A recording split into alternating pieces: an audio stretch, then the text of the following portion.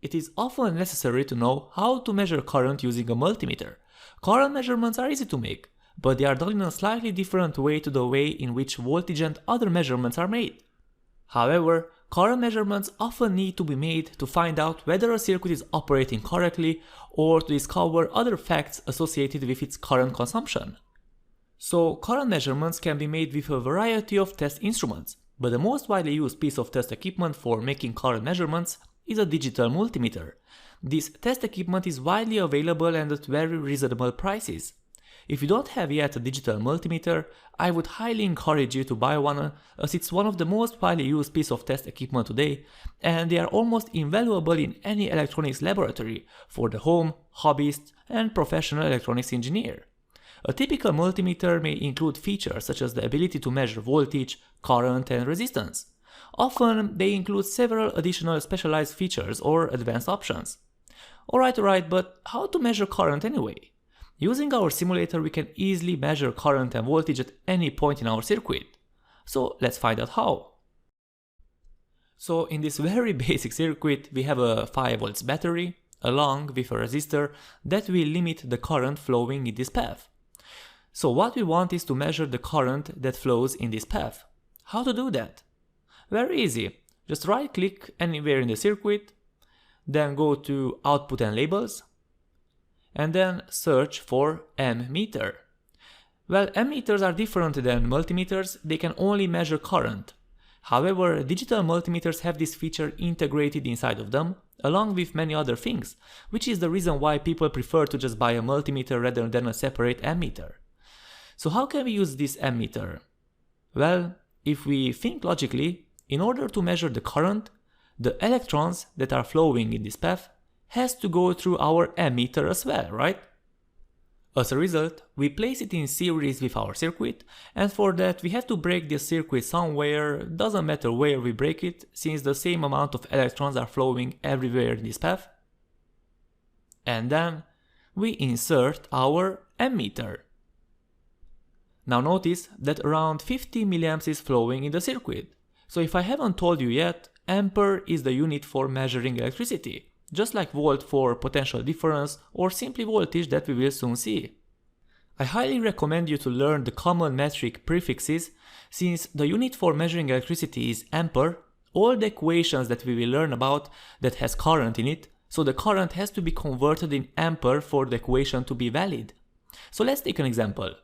We talked briefly about Ohm's law, right? Which states that voltage is equal to current times resistance. From this equation, resistance is equal to voltage divided by current. We are doing some reverse engineering here to find out the value of this resistance, even though we know it's 100 ohm. So let's plug the values in, 5 volts divided by, and here, instead of 50 milliamps, we have to convert it in amperes.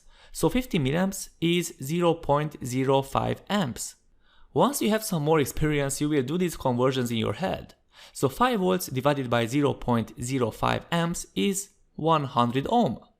Now I will show you a trick that you can use. So instead of bothering yourself to place this ammeter in your circuit, what you can simply do is to get rid of it, then close the circuit, and then double click on the wire where you want to measure the current, and click Show Current. Notice there's a Show Voltage as well, which as you will see, I use that as well almost all the time. So the result is the same, but it's just more convenient. Alright, so we know that in order to measure current, we have to place the ammeter in series with the path. And that's what you will have to do as well in real life. The multimeter comes with two probes, red and black usually, and you must break your circuit and connect your two probes at both ends so that current can pass through it. Alright, now that we know this, let's try to see how to measure the voltage.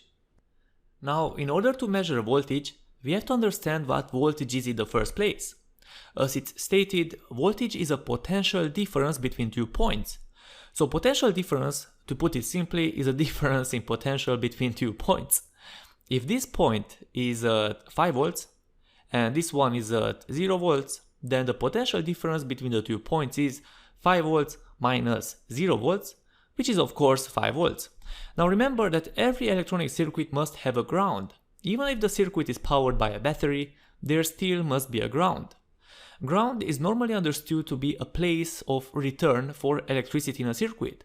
In a circuit, you have a certain voltage at different parts. Electric current moves through these places of voltage from highest to lowest, like a reverse connect the dots. Ground, in most circuits, is where the voltage is zero, and that's where everything ends its journey. Without it, no current would actually flow. It's called ground because the ground has an electric potential of just about zero. So you could really send any current you want back into the ground if you have nowhere else to send it. We can even place a ground symbol here for convenience. It won't change the circuit at all, but probably it's more visually appealing to see that here we have ground. Or what else we could do is to get rid of all these wires and place 2 grounds instead. Again, it's exactly the same thing. In most cases, the voltage is measured between a particular point and the ground or 0 volt line on a circuit. So all the voltages that we will measure are referenced to ground, which means that all the voltages that we measure are compared to ground. So this is a general rule that you must obey, and you must be consistent with your measuring. If you decide to measure the voltages in a circuit, you must decide compared to which point you are measuring. So how to do that? Right click again, go to Outputs and Labels, and then click on Voltmeter. Just like a digital multimeter which has 2 probes, the voltmeter has 2 ends. So one end, which is labeled as plus, is the red probe, and you place this red probe at the point in the circuit where you want to measure the voltage. The other end is not a must, but you should connect to ground. And voila! The voltage is 5 volts compared to ground.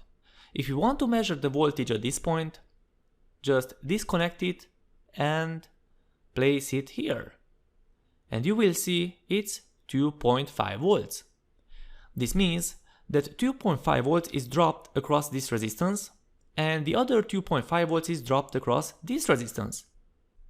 Remember that the voltage provided by the power source has to be dropped somewhere until it reaches the ground, otherwise you create a short circuit. So ground is always at 0 volts potential. And since we have 2 equal resistances in series, 2.5 volts is dropped across the first one, and the other 2.5 volts is dropped across the second one. If we were to have only one resistance, then the whole voltage will be dropped across it. Now, of course, we won't bother ourselves placing this voltmeter all the time, which is quite cumbersome and makes the circuit look messy. Instead, we just double click on the wire and click Show Voltage. This voltage that you see here is referenced to ground as well, so no matter at which point you measure the voltage, it will always be relative to ground.